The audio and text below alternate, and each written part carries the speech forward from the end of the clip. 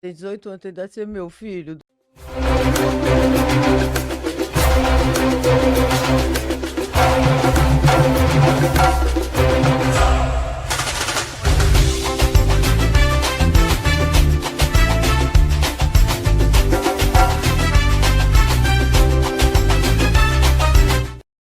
Oh, graças a Deus, estamos juntos em mais um episódio, mais uma entrevista do seu podcast Bahia Flow. Venha, venha, venha me dar um abraço.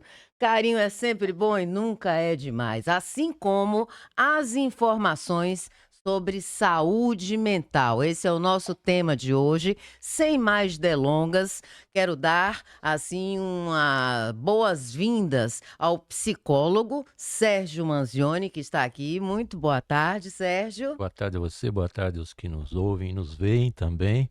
Para mim é um grande prazer estar aqui.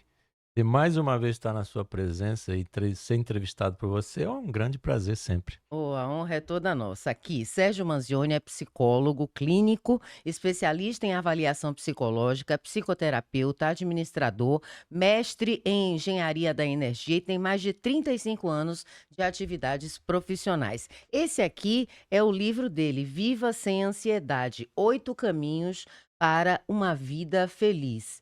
Você pode adquirir, tá à Pode venda estar aonde? no Amazon e nos outros principais marketplaces aí você encontra. É só digitar Viva Sem Ansiedade ou meu nome, ele aparece.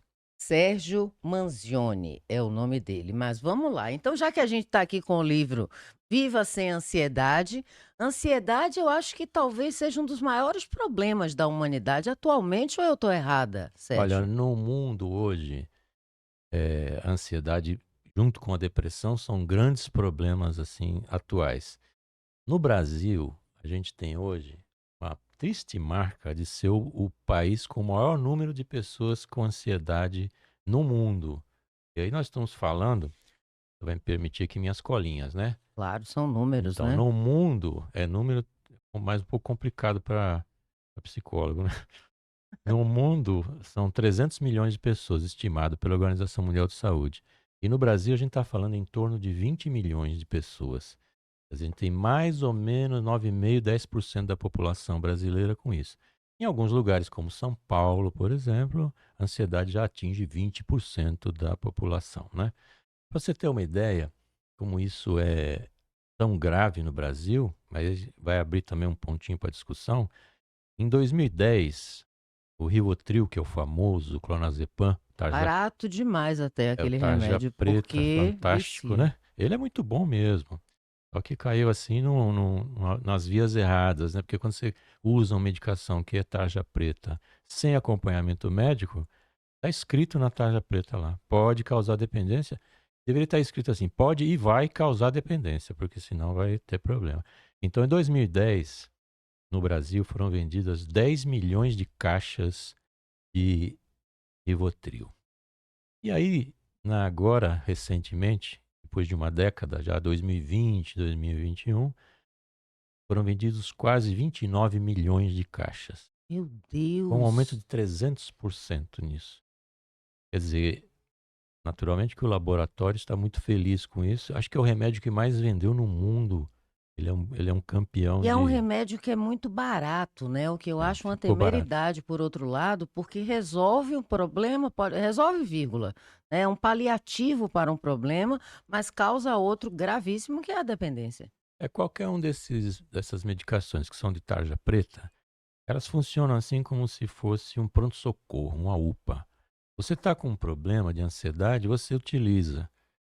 Passou o problema de ansiedade, você larga. Você não faz isso preventivamente, a não ser que seja por uma indicação médica. A pessoa está num quadro realmente muito grave, então precisa fazer algo, manter aquele nível da medicação no sangue para que a pessoa não entre num estado de crise, enquanto outras medicações vão dar uma sustentação para a pessoa. A pessoa então que aparece com um quadro grave de ansiedade, ou então com uma depressão associada à ansiedade, então, normalmente, a terapêutica vai ser dar um tarja preta desse, um clonazepam, um alprazolam, um diazepam, algo assim, para baixar a ansiedade. Mas, em paralelo, provavelmente entra aí um antidepressivo dual, né, que vai pegar tanto depressão quanto ansiedade, para poder ir mais nas raízes químicas da causa. A gente fala raízes químicas porque o remédio, ele funciona como uma, quer dizer, vou ampliar ainda mais esse conceito. Uma pessoa aparece com ansiedade, por exemplo, no consultório. Quais Chega os lá. sintomas? Bom, sintomas são mais básicos, são assim, respiração ruim, aquela reclamação do bolo no estômago, Hum, respiração rápida, medo, ansiedade tem muito associada com medo, com alguma ameaça, tremedeira. tremedeira. Então você está sempre, a ansiedade é uma doença assim, do futuro, né? Você está preocupado com o futuro, com aquilo que vem pela frente e normalmente uma ameaça. Então você, enquanto não tem o desfecho daquela situação, você está em pânico até. O pânico, inclusive, é o estado mais alto da ansiedade. Uma síndrome de pânico é a ansiedade no limite máximo. No entanto, existe uma ansiedade que também é normal, que não necessita de tratamento. Por exemplo, a pessoa está aguardando o resultado de uma entrevista de emprego, né? Então, aquela ansiedade, aquela apreensão, aquilo feito, vindo o resultado, ou seja, a pessoa passou ou não, ela sai desse terrível mundo do talvez, né? O talvez é pior, o sim ou não é melhor que um talvez, porque apesar de você ter uma resposta que não seja aquela que lhe agrada, mas define. Então, assim, é não, pronto, a pessoa pode não gostar, mas ela já se recupera. Mas outras questões, outros sintomas a irritabilidade pode vir em questão da ansiedade, irritabilidade também pode ser um sintoma de depressão, mas a pessoa ansiosa, ela quer resolver aquilo rápido, ela fica realmente num estado. Aí, bom, vem outras coisas também. Pode vir dor de cabeça, dor de estômago, úlcera, gastrite, problemas gastrointestinais total, prender intestino normalmente, prende ou solta, quer dizer, tem uma descompensação grande. Aí a pessoa desconta essa ansiedade, se transforma num chocolatra e começa a comer demais A chocolate, fumar fumar cigarro. demais também, que tudo isso para distrair. O cigarro é excelente para distrair, né, como elemento de distração. Ele funciona. O cigarro tem várias coisas, mas isso vai um programa só por causa do cigarro, viu? Porque ele tem muitas nuances. Até você soltar a fumaça e ver aquela fumaça saindo, faz parte do você se sentir criador de alguma coisa. Mas isso vai longe essa história. Mas de qualquer forma, o que a gente tem também é um diagnóstico indiscriminado, eu acho. Nem sempre as pessoas estão muito preparadas para dar diagnóstico, tanto na classe dos psicólogos até mais, mas eu diria que muitos médicos não sabem definir isso. O fato da pessoa ser médica, ou ser um médico, não significa que ele sabe tudo. Não significa que ele tem todo o conhecimento médico do universo na cabeça, que isso não existe.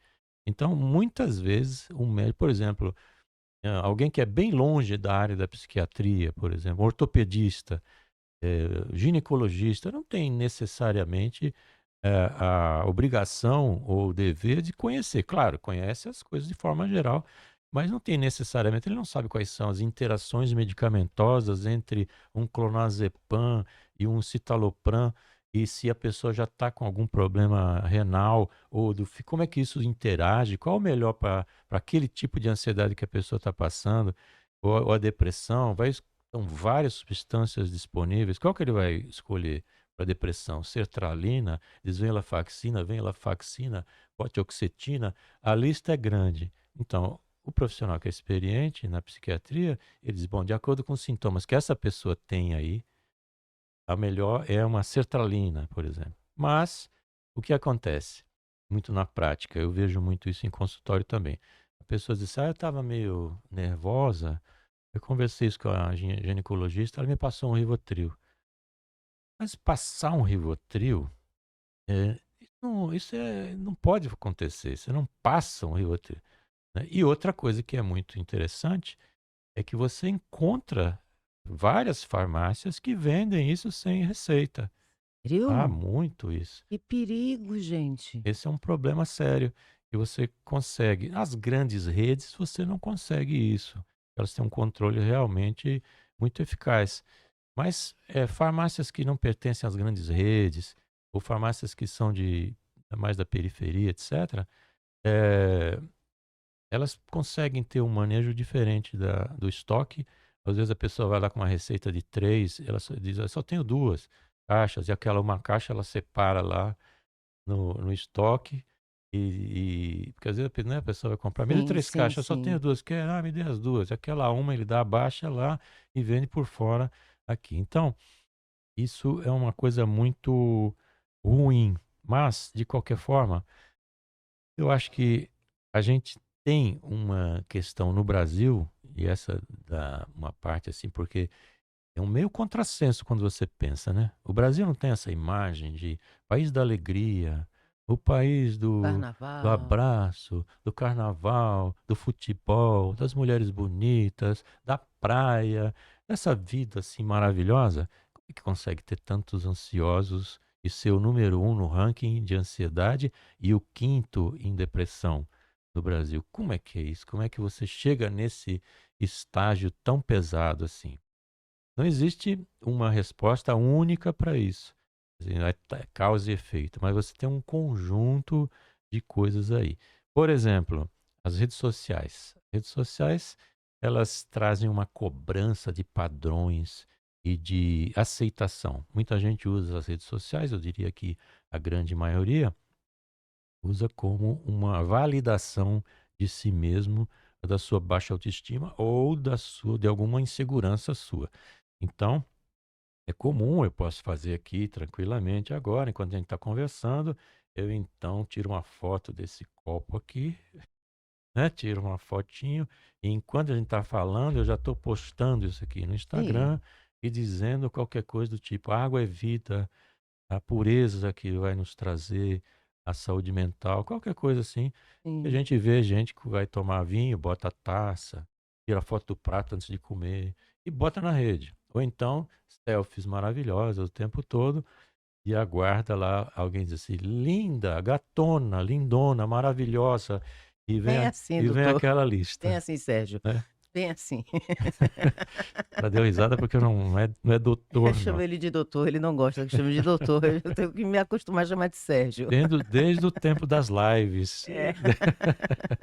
Então, assim, além do mais, o brasileiro conseguiu ser a pessoa no mundo, né?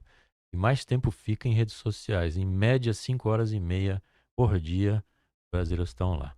Então, a pessoa posta aquela foto, posta alguma coisa e aguarda os resultados. Rede social, WhatsApp, por exemplo.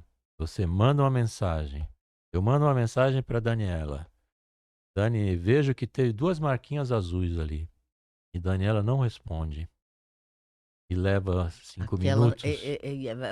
vai lá em cima, vai lá em cima. Eu imagino isso na cabeça dos adolescentes, porque os adolescentes, daqui a pouco a gente vai inclusive falar sobre suicídio, um tema pesado, denso, mas muito importante de falar, e tem muito adolescente que chega, por causa da rede social, de problemas E são vários relacionados, casos, né? a por fim à própria vida. Quer Isso. dizer, é muito sério, né? É sério porque essa busca da validação, né, essa necessidade de eu ser aprovado dentro de um grupo. Então, se eu não for aprovado, eu sou rejeitado. Penso eu que talvez seja o maior medo das pessoas é o abandono e a rejeição. Nem sempre ser rejeitado é ruim, porque se você for rejeitado por um grupo de pessoas ruins, você então tem um É atestado livramento. tem um atestado de idoneidade, né? Assim, bom, se um grupo de pessoas assim que querem dar um golpe numa empresa e eles dizem assim, não, não vou chamar o Sérgio porque ele não vai topar o negócio, ele é legalista, ele... Ótimo, que eu acabei de ganhar um atestado de idoneidade, né? Mas eu acredito, e a Organização Mundial de Saúde também, as causas também que são muito influenciadas no Brasil e em países semelhantes ao Brasil, além desses medos ligados à vida cotidiana, desesperança, falta de dinheiro, estabilidade financeira, instabilidade econômica, crise econômica, estabilidade política, esse conjunto que a gente nunca sabe para onde vai, você não tem aqui um panorama que você diz, bom, seguindo esse passo aqui, daqui a 10 anos a gente vai estar em outro patamar. Aqui não segue uma sequência, tem muita curva a nossa estrada, né? E sai para lá, para você não sabe, e isso traz problema, para onde que eu vou? Então, a Organização Mundial de Saúde e também as pesquisas mais recentes dizem, por exemplo, que os países pobres são aqueles que têm desenvolvido mais ansiedade e depressão, que exatamente vai nesse caminho aí do eu preciso sobreviver, eu não sei o que eu vou fazer com a minha carreira, eu não sei se eu vou ter carreira, eu não sei se vou para frente, eu não sei se eu ficar doente eu vou ser atendido. Se for ter comida. Vai ter básico, né? E escola, o que que eu falo? E a pessoa ainda dentro da escola diz assim, bom, e daí, para que que serve escola? Que depois não vai adiantar nada para mim e que eu tenho que trabalhar. E esse conjunto também soma-se aí redes sociais, cobrança por estética, padrões, corpos maravilhosos. Como eu sempre digo, eu gostaria de morar no Instagram, em alguns lugares assim, né? Que tem É lugares. Eu vou verdade. morar no Instagram. Então, quando tem aquelas propagandas de governos, assim, queria morar na propaganda, É verdade. né? Porque são É lugares. tudo tão bom, né? Nossa, é uma maravilha. Mas, de qualquer forma, olha, o Brasil, só para a gente ter uma ideia aqui, a economia de 2014 para cá teve uma queda de 7% no PIB. O desemprego subiu, quase dobrou, de 7 para 12%. O número de divórcios no Brasil em 1984 era de 31 mil registros. Em 2014, 341 mil registros. Tudo bem, tem um crescimento da população, etc., mas, se a gente for olhar aqui, subiu 10 vezes. Pessoas separadas, viúvas ou divorciadas têm 50% mais de risco de transtorno de ansiedade. Outra coisa que atrapalha muito e gera ansiedade, violência. A violência é uma coisa assim terrível. Então, 42% dos brasileiros sentem muito medo de serem assassinados. 42% estão falando quase a metade, né? Você pega uma sala que tem 100 pessoas, 42 têm medo de serem assassinados. 16 milhões de pessoas no Brasil já sofreram ameaça de morte. 5 milhões já foram agredidos com armas de fogo. Então, a gente vê também, a gente sente na prática isso também. Você está no dia a dia, as pessoas estão nervosas, elas estão irritadas, você não, as pessoas estão, tá difícil você. Intratáveis, às vezes. É Você melhor. olhou assim, a Ah, pessoa achou que você olhou torto, já tá com a arma na mão, às vezes, sim. já gera uma briga. A gente vê aí no trânsito, em O tantas trânsito mata, né? situações. A pessoa Exato. morre, dá uma fechada, a pessoa olha, o Ou outro dá um diz, tiro já simplesmente dá no outro. logo, né? É, Não tem mais. Antigamente, as pessoas no máximo saíam, davam uns tapas um no outro e resolvia, que já era um absurdo, né? pois. Mas agora já é assim. Essa agressividade tem também no Brasil, que tem a ver com essa instabilidade política e de polarizações que se faz muito no Brasil. Então que a gente tem muito essa tendência maniqueísta, bem e mal, certo ou errado, sim ou não. E esse meio aqui se perde. Então a gente fica assim, bom, entre o sim e o não tem um monte de coisa aqui, né? Sim. Entre uma, um certo e um errado, você pode discutir o que é certo e errado, porque ele vai variar de acordo com o que você pensa, mas o que você pensa não pode ser o certo sempre. Sim. Então, o filósofo alemão Nietzsche, ele dizia o seguinte, que o maior inimigo da verdade são as certezas, e não a mentira, né, que seria assim. Então, quem tem essas certezas absolutas é o maior inimigo da verdade, porque ela não consegue colocar em discussão um tema, porque ela já é o certo, ela é a pessoa que tem a certeza absoluta, então não vai discutir com ninguém. E o que a gente vê muito é que essa certeza absoluta é um erro grande, né? E é assim, e a pessoa diz, é assim, mas é assim como? Se fala muito também nas questões religiosas, né? Está na Bíblia. E a pergunta que eu faço é em qual Bíblia? Porque são muitas e são reescritas e muito reescritas. Pra você, Interpretadas de maneiras só para você ter diferentes. uma ideia, saindo um pouquinho fora aqui do nosso tema, mas também que gera ansiedade, que é o preconceito, né? Homofobia, gordofobia. Eu acho que deve ser encarado também, deve ser colocado em pauta a carecofobia, entendeu? Calvofobia. Isso, eu quero dizer a você que fala mal dos carecas, isso é muito feio, viu? E é uma. Bom, se você for comparar alguém que fala de um careca, é igual falar da gordofobia. É uma característica física que a pessoa faz algum tipo de comentário. Mas por que que a calvofobia não é Por levada a outro sério? lado, tem aquela música, é dos carecas que elas gostam mais. Talvez, né? Talvez. Mas mesmo assim, com a música e tudo, eu acho que a gente deve liderar um movimento de defesa de nós, viu? Nós, os carecas. Mas de qualquer outra sorte, a gente vê que, por exemplo, a gente vem tratando de temas assim que são muito grandes e que a gente não vê saídas assim. Essas polarizações, essas certezas absolutas, essa falta de tolerância, o preconceito enorme, né? Porque você vê, eu estava falando da Bíblia, né? Antes. E qual Bíblia você lê? E falei do preconceito. Eu já tive pacientes, tal, que me disseram assim, não, meu pai, paciente que é homoafetivo, né, que o pai descobriu, tal, e o pai pastor, pobre.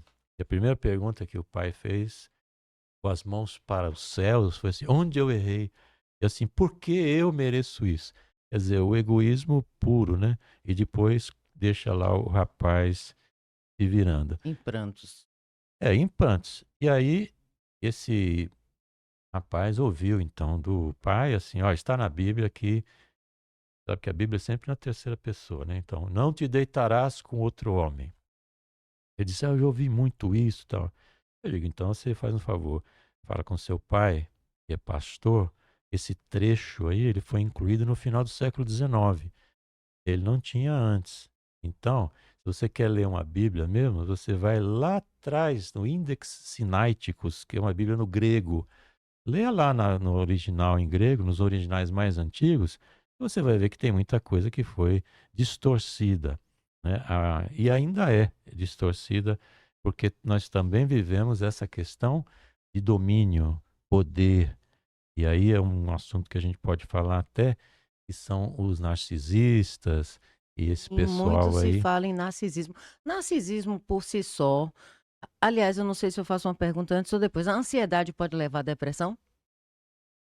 Pode, mas elas trabalham em conjunto, né? Normalmente elas andam de mãozinha dada.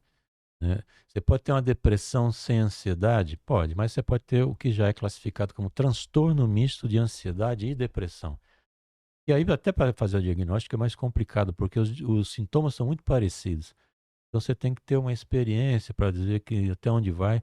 E hoje está mais fácil isso na questão de medicação, porque um antidepressivo que é dual, ele vai pegar os dois, assim tanto a ansiedade quanto a depressão, então fica mais fácil até você diagnosticar. Mas pode, uma ansiedade pode levar a uma depressão, visto que você vê que as causas assim que seriam assim aceitação, meu teste, né? Meu medo do futuro, porque a ansiedade é uma doença do futuro, a depressão é uma doença do passado, né? Eu Sim. estou ligado ao passado, aquilo me deprime. Ao futuro eu fico ansioso. E o presente? O presente eu fico estressado mesmo. Então você não escapa aí muito dessas coisas. Por isso que a terapia é importante para você poder aprender a lidar com esses elementos que aparecem. O que que eu faço com isso? Eu vou ficar em ansiedade, eu vou me deprimir, vou lidar com isso ou não vou lidar, vou dizer não, vou dizer sim. Então, aprender a lidar com essas ameaças que podem ser reais ou não, e o ser humano, ele é diferenciado nisso. Se você pegar um coelho, por exemplo. O coelho está andando lá no habitat dele. Mas aí vem uma raposa, olha o coelho e decide que aquele coelho vai ser o almoço dela. E o coelho percebe e corre, né? Ele entra em estado de estresse. O estado de estresse é exatamente a adrenalina corre mais rápido, a pupila dilata, o sangue começa a circular mais nas extremidades e ele se prepara para luta ou fuga, é o básico, né? Luta ou fuga. Então, ou ele vai correr ou ele vai pular em cima da raposa. No caso, a primeira saída é correr. Então ele corre. A raposa atrás, ele corre, aí ele entra na toca dele lá. Entrou na toca, a raposa cheira, cheira, vai embora. 10 minutos depois, esse coelho volta ao estado normal, ao homeostase. Ele deixa de estar estressado. E os coelhos não ficam comentando com os outros. Rapaz, tinha uma raposa lá fora, que se ela me pegasse... Não, acabou aquela conversa. O ser humano trabalha com isso. Tá remoendo. E para o cérebro, de forma geral, não existe diferença entre uma ameaça real e imaginária. Então, se você for ao cinema, um filme de terror, você toma um susto mesmo sabendo que aquilo ali é apenas um filme, que a pessoa não está ali, aquele monstro, ou seja lá o que for, ele não vai sair da tela para ali pegar, mas você se assusta porque o cérebro, ele não diferencia. Então, você pode, de fato, ter uma ansiedade, ou uma reação, né, de estresse. Um leão está vindo na sua direção, você pode ter estresse, mas se tiver um vidro no meio, bem grosso, você também entra em estresse. E se for uma imagem do leão, se você não souber, você também entra em estresse, porque tudo é isso. A não ser um leão que é terrível, que qualquer pessoa entra em estresse, que é o leão do imposto de renda. Doutor Sérgio Manzioni, doutor não. Sérgio Manzioni, psicólogo, é uma figura maravilhosa, uma figura ímpar, minha gente, uma figura ímpar. Mas enfim, daqui a pouco a gente fala mais então sobre essa depressão, porque você estava entrando com o O narcisismo, que é um narcisismo. negócio que está se falando muito, que eu não sei nem se as pessoas entendem exatamente o que é, né? A gente tem, assim, vamos dizer, 3 grupos que são mais conhecidos: narcisista, sociopata e psicopata, né? Quer dizer, seria o transtorno de personalidade antissocial, seria esse psicopata. Vamos começar pelo psicopata, que é mais fácil, vamos dizer assim.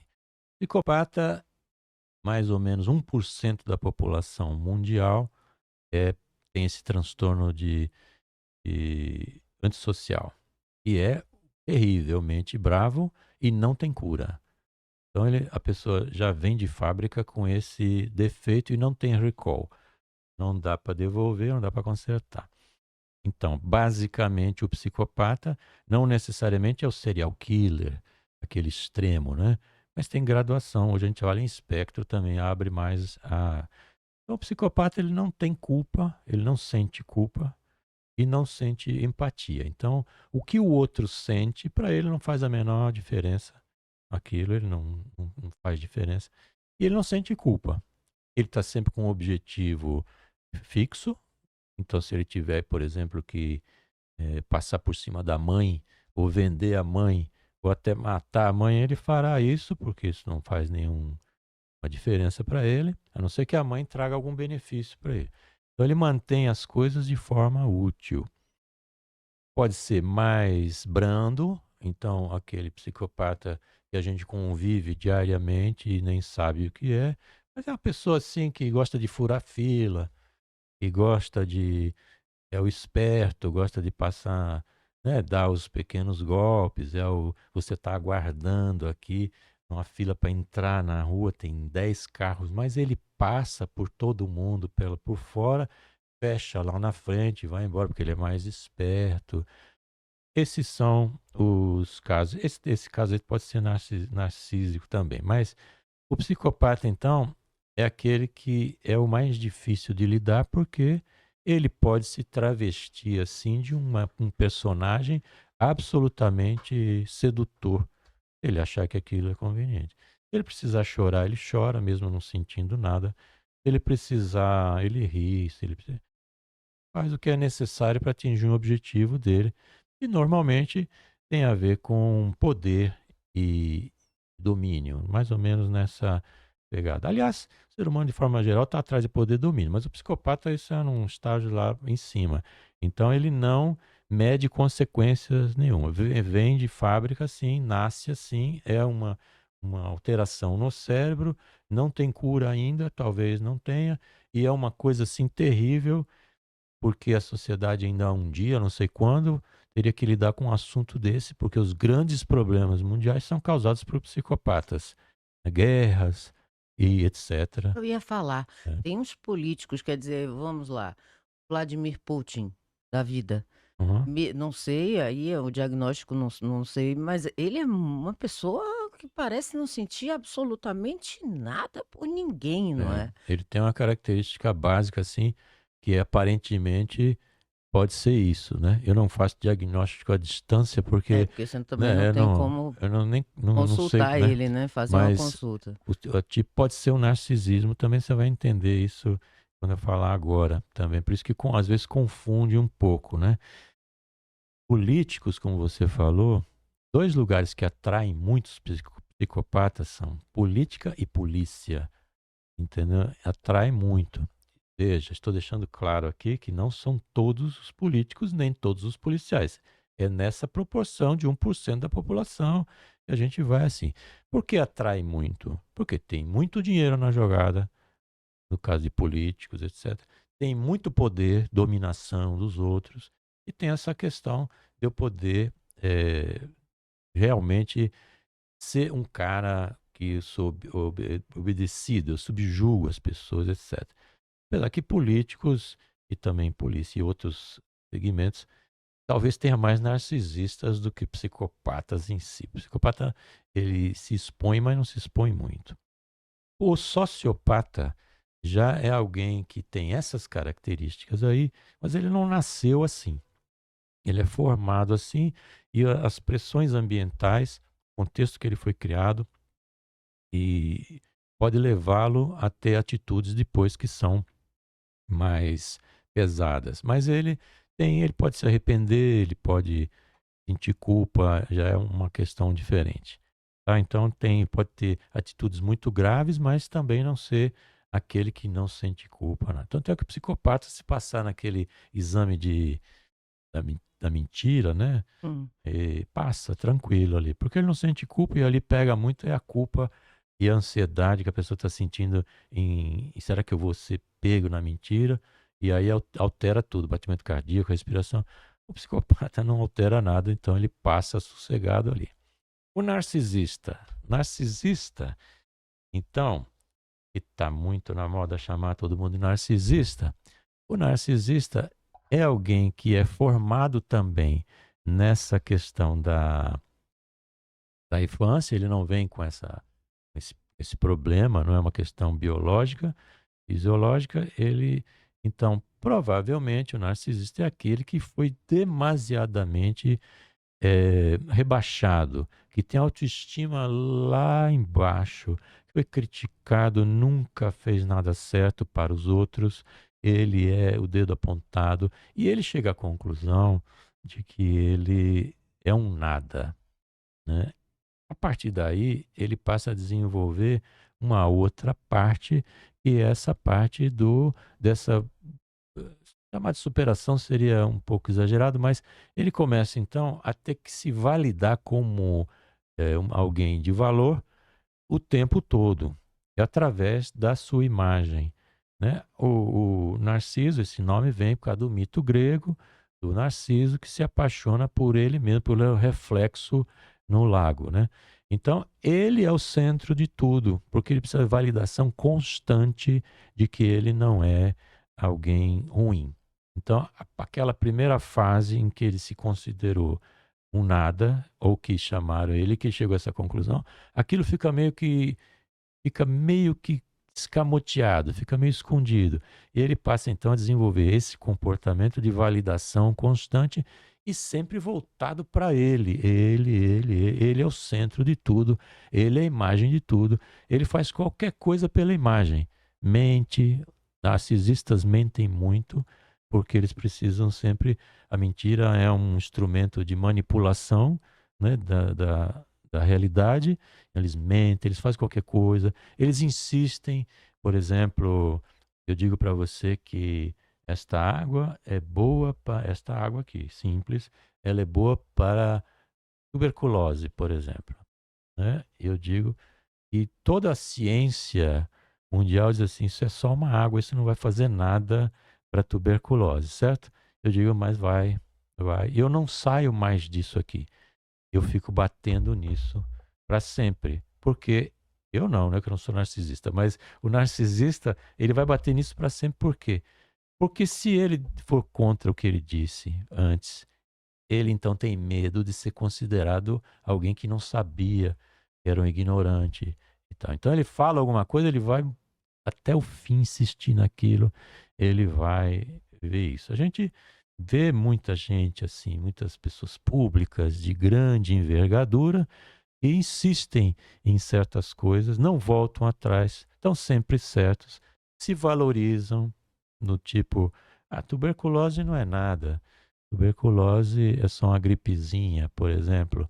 Então eu estou dizendo que eu sou muito forte, eu sou uma pessoa inquebrável, e em qualquer coisa, né? É o super-homem, a É o super-mulher. super-homem, sempre, porque é a imagem que eu quero que as pessoas tenham de mim, esse invencível, o perfeito, o poderoso. Mas nesse meio caminho, o narcisista faz um monte de besteira, porque como ele também tem aquelas certezas absolutas, ele não sai daí.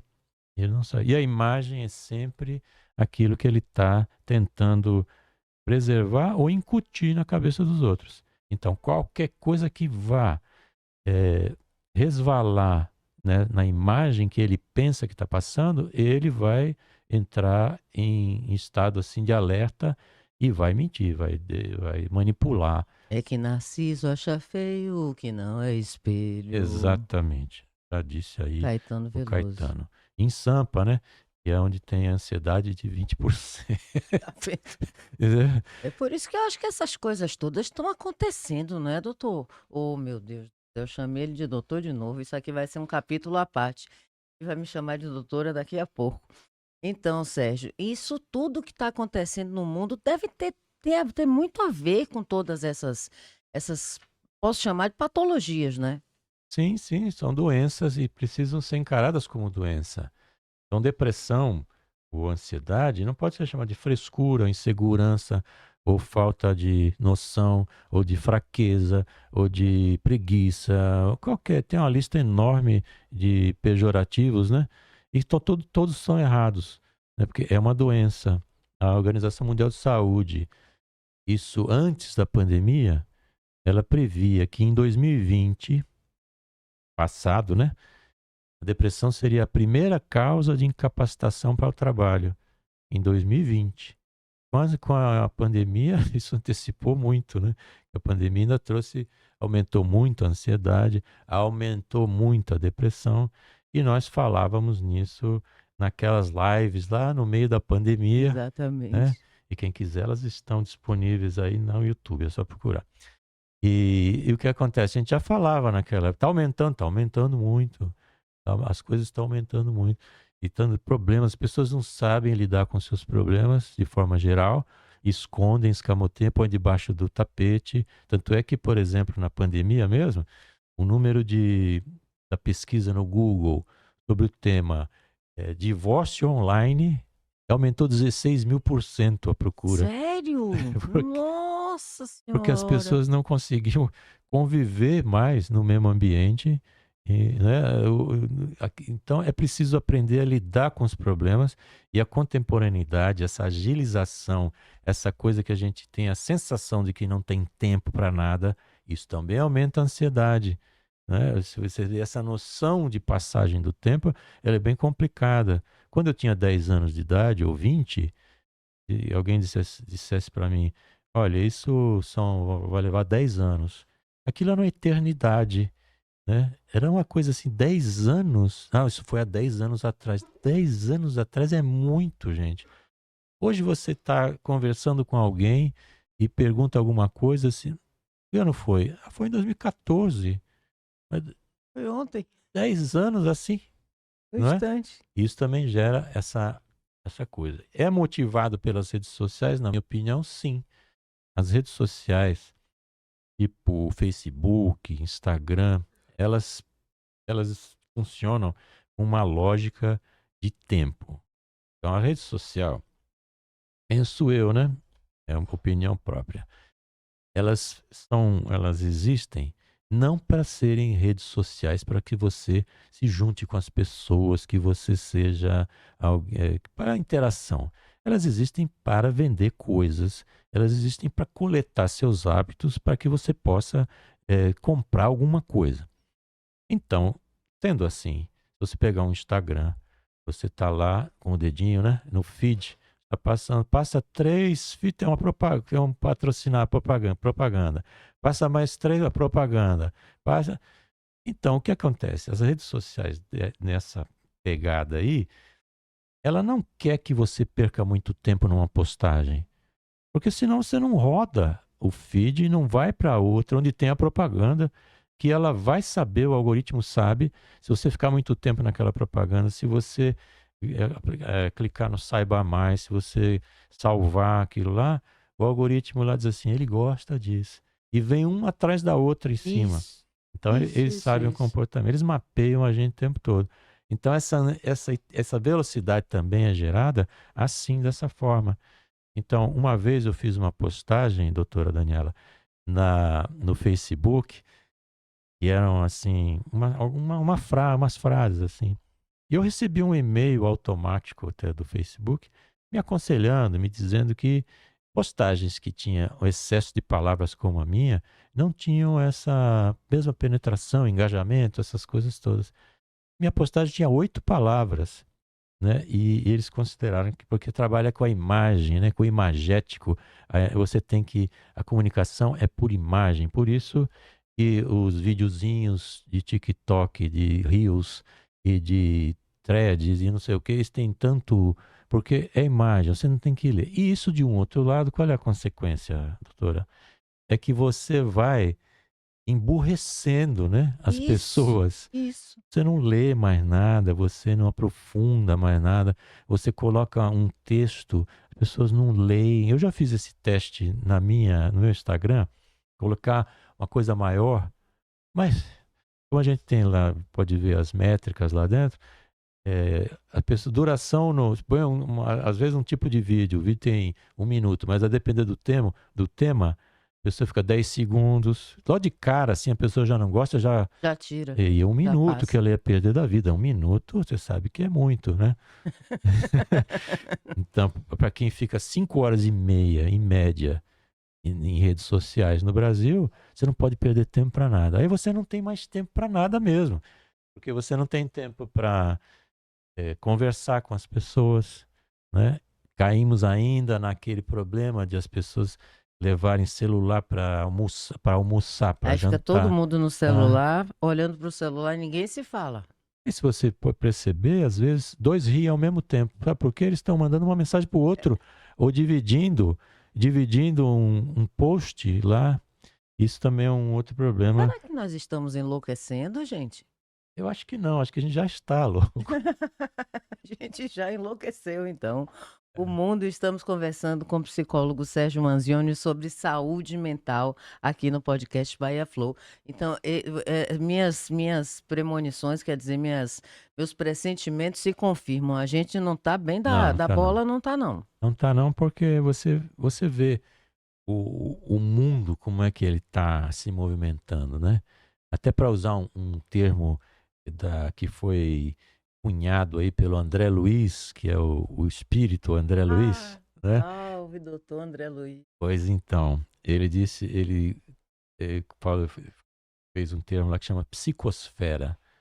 Quer dizer, se a gente for, que eu acho bem interessante mesmo, a psicosfera é esse ambiente psíquico que a gente vive, que pode ser dentro de uma casa ou dentro do mundo, essa psicosfera, que ela é alimentada, então, por esses pensamentos negativos, que ela é alimentada por esse medo, e que isso causa sempre na cabeça algo ruim. Então, o que é que eu recomendo às pessoas assim que vão em consultório? Eu digo, ó, não assista telejornal. Boa, Não boa. assista, não. Tá deprimente Se você demais. quiser assistir alguma coisa, pega um telejornal, aqueles que passam 11 da noite, meia-noite, por aí, que aí você pode ter um conteúdo bem melhor do que... Ou então alguns caras querem saber, né, das coisas. Você quer saber o que está acontecendo nas coisas, no mundo? Você pega um site, que ele é escrito. Então você tem as manchetes, você se interessou por um assunto, você entra. Quando você vê assim, ônibus, aquelas tragédias, vocês não vão nem ler. E na televisão, você não tem tempo, vem com imagem, vem com som, vem com. É um feminicídio, a gente que é mulher, olha, é deprimente, você já começa o dia mal. Eu mesma porque a gente se coloca no lugar da outra mulher. A Claro, gente se sente, podia ser eu, podia ser sororidade. filha, mãe, irmã, enfim. Qualquer pessoa. Pois é, mas como mulher a gente fica numa sensação assim, sabe, de medo ao mesmo tempo de se relacionar com as pessoas, já não sabe mais com quem você pode se relacionar ou não. E é muito, os casos são muitos, Isso. né? E todo dia que você abrir um site ou qualquer, você vê todo dia isso. O feminicídio ele é coisa da cabeça? Não, não, Não, ou ele é normal? é normal não seria, né? Porque uma pessoa assim que está com equilíbrio emocional não sai matando os outros, né? Sim, sim, Mas é uma pessoa que provavelmente a gente vê muito assim, ex-marido, ex-namorado, ex qualquer coisa sim, que comete isso. Ou então o cara que está dentro de uma relação, mas que é um narcisista, sim. entendeu? Que é uma pessoa que tem essas características, como a gente pode supor que seja daquele marido da Ana Hickman, por exemplo, alguém Sim! narcisista, manipulador, que ainda tenta, assim, nas redes sociais, manipular as opiniões, ele ainda é sempre o certo, é o arrogante, né? Aquela pessoa arrogante, e que causa, e vai indo, é uma escalada, né? Começa com essa escalada da violência doméstica, assim, ela começa com uma reclamaçãozinha, ela vai subindo para uma reclamação maior, uma crítica, aí vem um xingamento, já vem e vai escalando até chegar numa agressão física mesmo. E é aí uma coisa bem mais complexa, né? Mas, de qualquer forma, essa doença que a gente vê hoje em dia nisso, e você me perguntou se esses feminicistas, como é que seria? Feminicidas. Feminicidas, muito bem, nada como falar com a doutora. Ah, Feminicidas, eles têm uma baixa tolerância à frustração. Então, traduzindo assim, são mimados, né? Porque eles não conseguem lidar com a frustração, ou seja, ela é minha, como se a pessoa fosse uma posse dele. Se ela não estiver comigo, não está com mais ninguém. Então, eu elimino ela. Tem uns que matam a pessoa e se matam em seguida, sim. né? E aí você percebe o grau de desequilíbrio que tem aí nesse processo. Desespero, né, Total, também. né? E é uma coisa que não precisava disso, né? Então, a pessoa não consegue conviver com a ideia, e tem traços narcísicos mesmo aí, de que ele não é suficientemente bom para que aquela outra pessoa esteja com ele. E que um outro é melhor que ele. Então ele, ou melhor, estou falando assim, melhor no sentido não absoluto, mas que aquela mulher, por exemplo, não tem mais interesse nesse um aqui, mas tem interesse por um outro. Não que seja melhor ou não, mas para que ela seja mais adequada naquele momento que ela está vivendo, etc. Mas o primeiro não admite isso. Uma depressão pode causar também, tipo, um crime? Pode? Porque, por exemplo, a depressão, até onde eu sei, pode causar insônia. Quer mais água, Sérgio? Quero mais água. Por favor, David. Obrigada, filho. Então, a depressão, ela tira o sono. Muita gente não sabe disso, né? A depressão não é só, ela causa também uma agressividade. Se ela não for tratada, Isso. você que é especialista no assunto pode falar bem melhor. Mas quais são os sintomas e até que ponto um deprimido pode chegar? Ele pode chegar às vias de fato mesmo Pode, de matar pode, alguém? pode. Porque a depressão, basicamente, ela é uma perda da energia. Então, a energia da pessoa deprime. Ou então, saindo da energia, quer dizer, a vontade, obrigado. Aquela vontade da pessoa fica deprimida. Deprimida é uma coisa que abaixa, que rebaixa, né? Uma depressão, quem já tirou carteira de motorista e cursou, né, ou fez o curso, sabe que existe aquela plaquinha que faz assim, uma depressão, né? Sim. Então, é um buraco que a pessoa realmente deprime a vontade. Então, a pessoa está em casa, o deprimido está em casa, lá, sem vontade de fazer nada. Pessoas também confundem isso, que o deprimido só é aquela pessoa que fica deitada numa cama e, né, e aquele é um caso grave de depressão. Mas a pessoa está em casa. Aí a pessoa, o que você precisa mesmo é ir para uma festa. Hum, Você tem que ir para a festa. A pessoa diz assim, não, mas não, é bom para você a festa. E aí o cara vai para a festa. Ele bota o pé lá e quer ir embora, porque chega lá, piora tudo. não, ele não Ele quer. se sente a pior Se das sente fora criaturas. do contexto, se sente as pessoas, e aí, então, vamos lá, o que você não Todo quer? mundo alegre, E ele não quer, assim, ele se vê ele... pior ainda.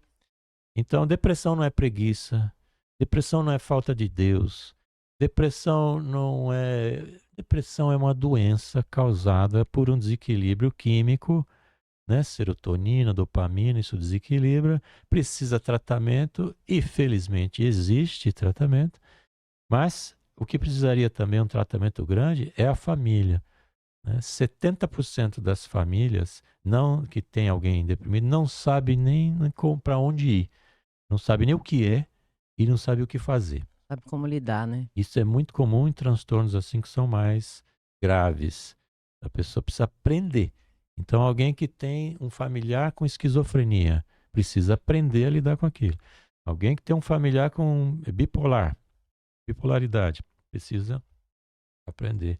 Alguém que tem alguém borderline precisa aprender, porque isso tudo monopoliza a família. Então você tem que saber o que fazer, até Sim. para conduzir da forma certa.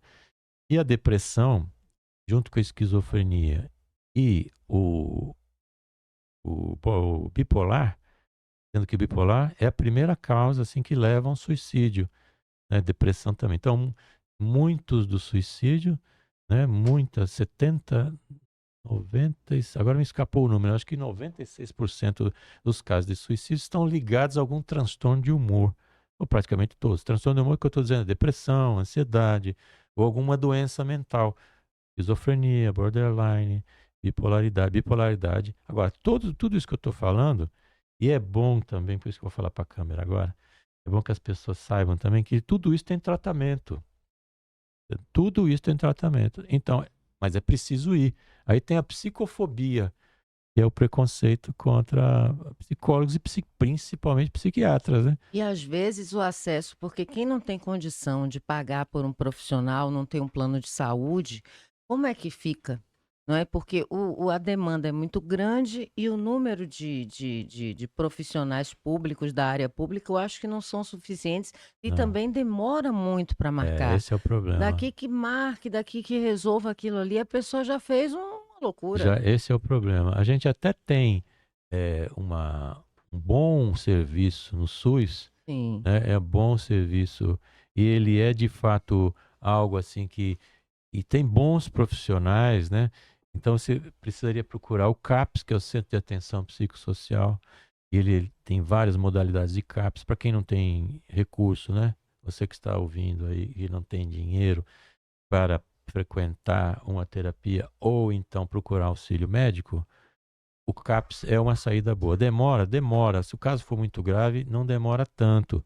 Pode procurar já um hospital psiquiátrico, uma emergência psiquiátrica, se for o caso.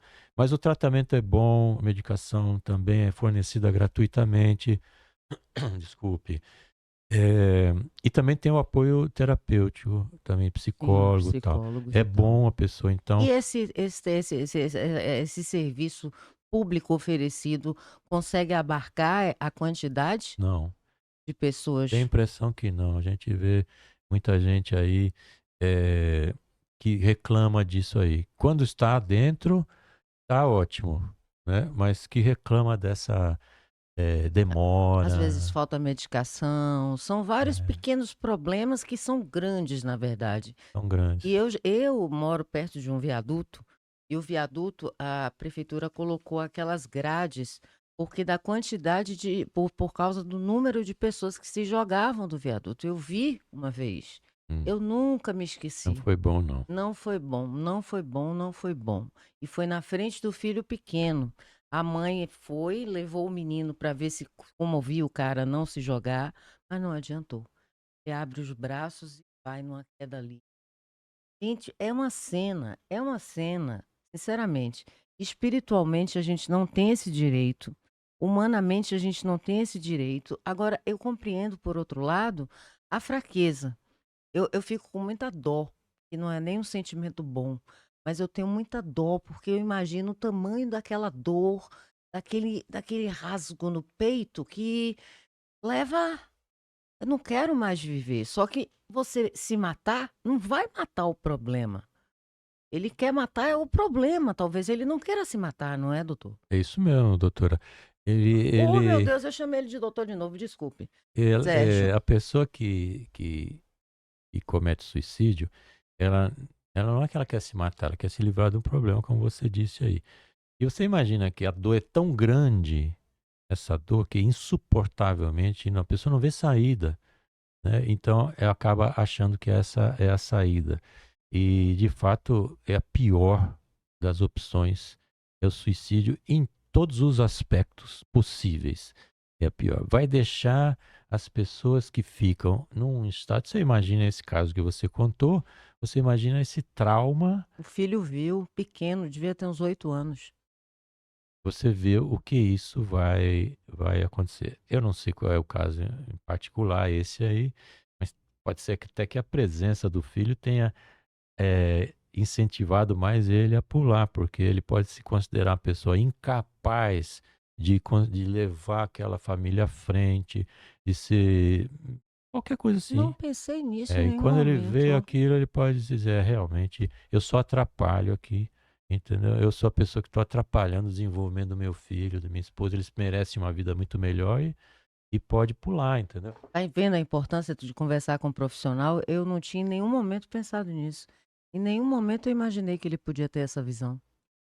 Isso é muito, muito difícil. Por isso que a gente precisa, nesses casos, de que tem um risco iminente de suicídio, alguém que está no viaduto e tal, precisa ter alguém, um psicólogo lá, precisa ter alguém que saiba, alguém que tenha essa experiência de argumentação e que possa puxar algumas coisas para tentar ver o que pode fazer. Também não é uma garantia, né?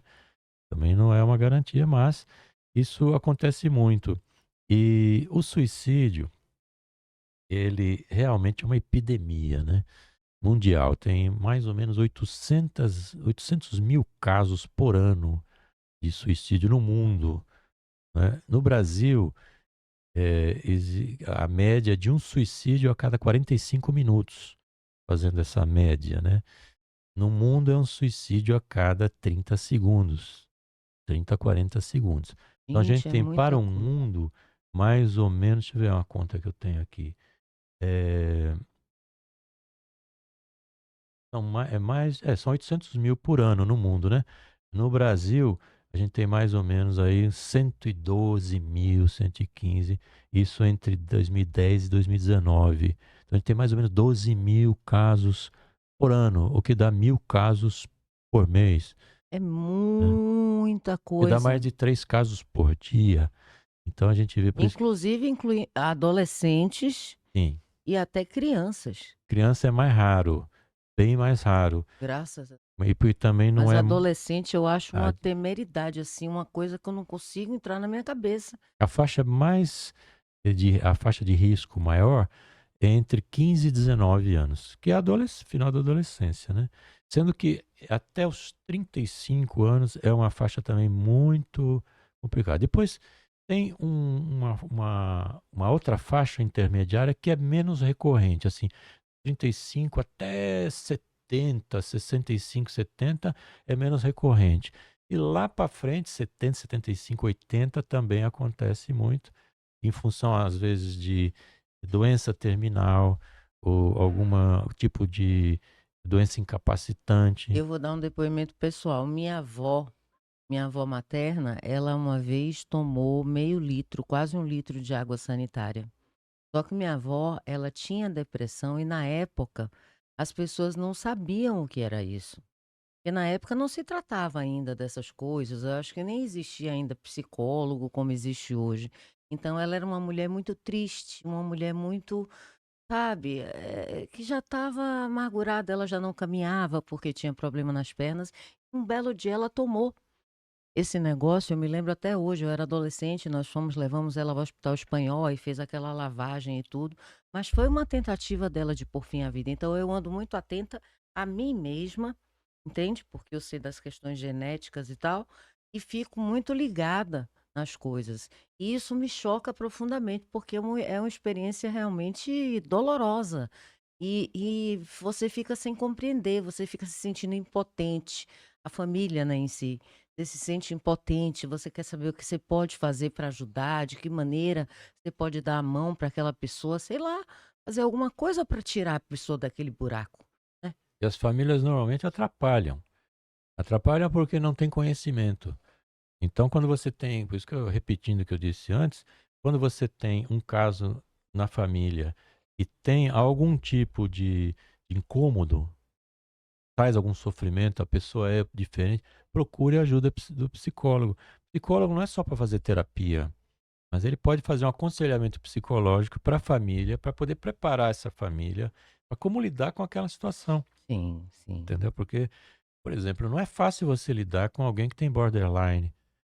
Não é fácil, a pessoa tem acessos de raiva de um segundo para o outro, muda.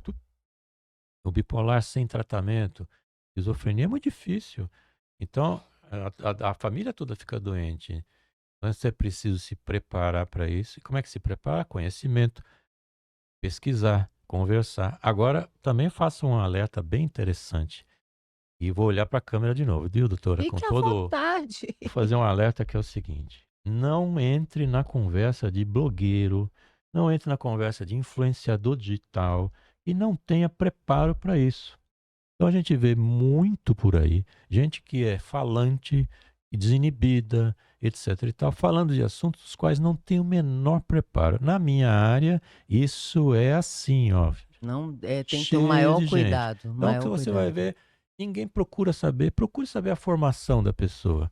Essa pessoa que está lhe dizendo coisas maravilhosas, te ensinando como lidar com o narcisista, tá assim na rede, como fazer isso, você vai ver a pessoa não tem formação nenhuma na área de psicologia, nada.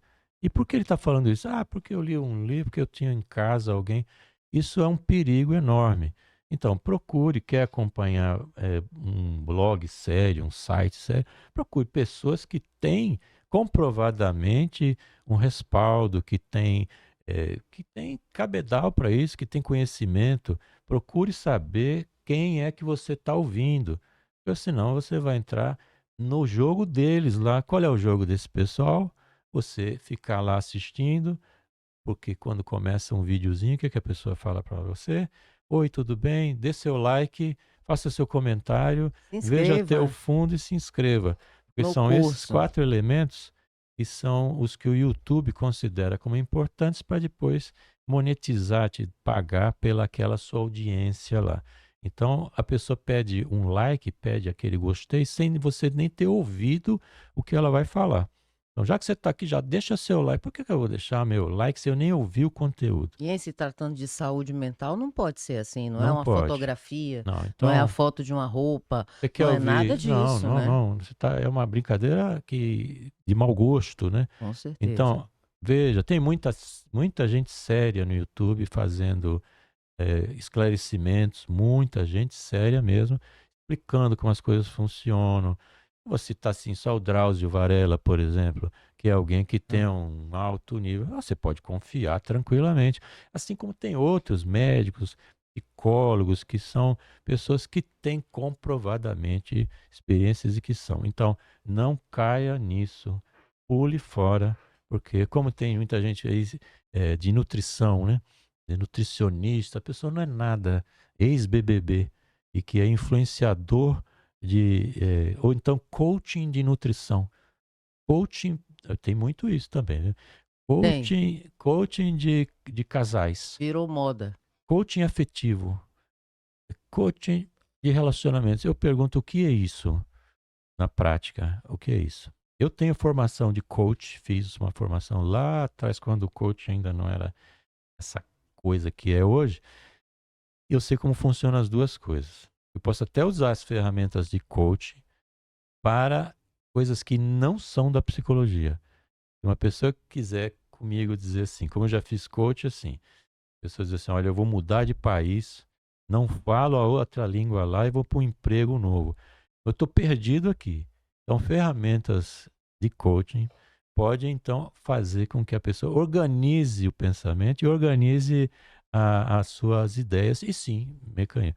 Mas a afetividade não pode ser feita assim, porque existe a subjetividade.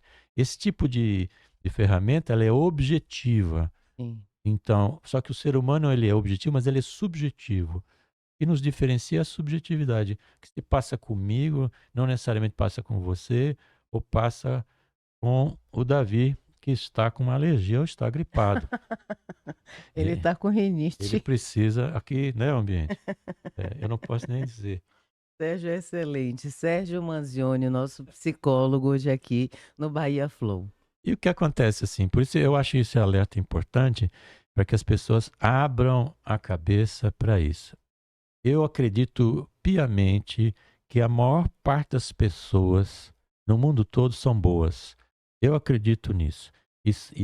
Porque já dizia lá, já disse, né? O Martin Luther King, ele disse assim: eu não me incomodo com o grito dos maus. O que me incomoda é o silêncio dos bons.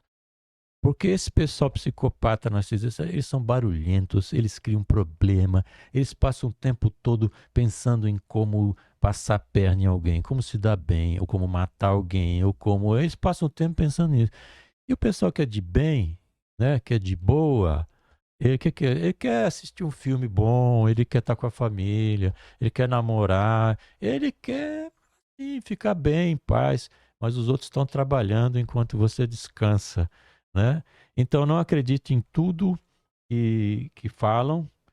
E vou citar aqui mais uma vez o Espiritismo, viu? Porque eu gosto dessa parte aí do que o Allan Kardec fala.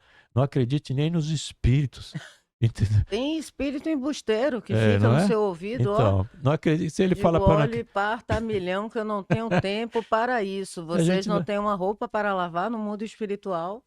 Não um tem uma boleto. trouxa de roupa, um boleto para pagar, uma casa para faxinar aí no mundo espiritual. Fica aqui perturbando a vida É, alheia, sem contar que tira toda a nossa privacidade, que eu não posso falar sozinha, porque tem um espírito ouvindo. Não também pode tem ser isso. uma coisa dessa, não Tem que é, Sérgio? pensar, né?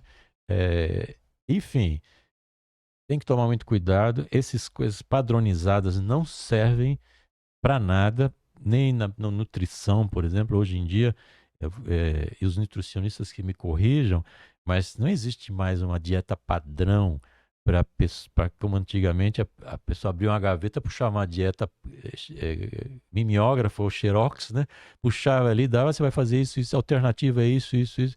Hoje não, hoje a dieta ela é direcionada, estudada para aquela pessoa especificamente, porque essa pessoa tem características físicas, ela tem hábitos, ela tem uma série de coisas que são dela, então precisa ser ajustado para isso.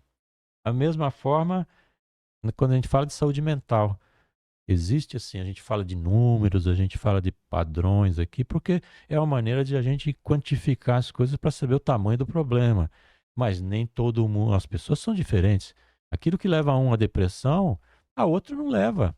Exato. Aquilo que alguém fica ansioso, o outro não se incomoda, dá risada, né? E aí é que a gente precisa compreender e que está difícil hoje em dia, voltando lá atrás naquela história de estamos doentes.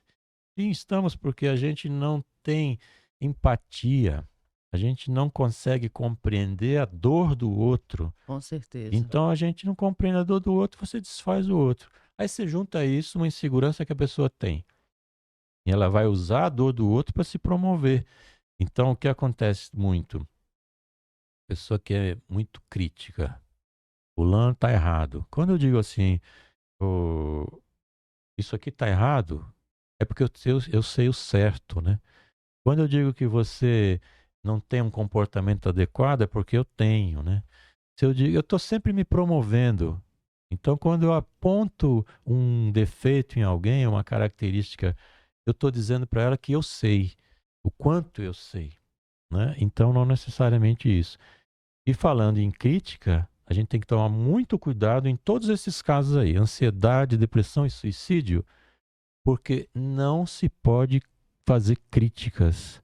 A gente não tem essa capacidade. A gente, que eu digo, me incluir aqui, mas quem não é psicólogo, por exemplo, tem que aprender a ter a escutar o outro e não logo dizer, não, isso aí não é assim que faz. você está errado. Ou então dizer para alguém que está deprimido aí, o que você está passando é nada. Na Segunda Guerra foi bem pior. É. Aí o que a pessoa diz assim, pô, se eu estou passando aqui, que é uma dor terrível que eu estou sentindo, não é nada, então eu sou pior ainda, porque eu não tenho condição nem de lidar com isso. Com Enfim, certeza. são coisas assim que são muito delicadas, A gente precisa de 3 horas aqui, não é não, dias, né? Davi, para conversar sobre todos esses assuntos, porque esses são só alguns pontos, e tem tantas outras coisas que a gente vai conversar novamente, tenho certeza, com o Sérgio Manzioni aqui no nosso Bahia Flow. Tem TDAH, que também está muito na moda esse negócio É bom agora, né? falar sobre isso. Uma coisa, você tem site? Tem um site, meu site é www.sergiomanzione.com.br. Sérgio Manzioni é como está aqui, ó, Manzione. Mas eu tenho uma outra coisa que eu gosto muito de divulgar, que é o meu podcast. Meu Legal. podcast chama-se Psicologia Cotidiana. Ele está em praticamente 25 plataformas diferentes aí, sendo que Spotify, o Deezer, Apple e Amazon vai estar lá. Legal. Você procura lá Psicologia Cotidiana. Ele está, hoje está com 180 episódios, mais ou menos. Bastante. É uma parte de lá, foi dos programas que eu fiz na rádio durante uns 4 anos. Então tem umas 300 e tantas perguntas de ouvinte que eu respondi e elas estão todas lá.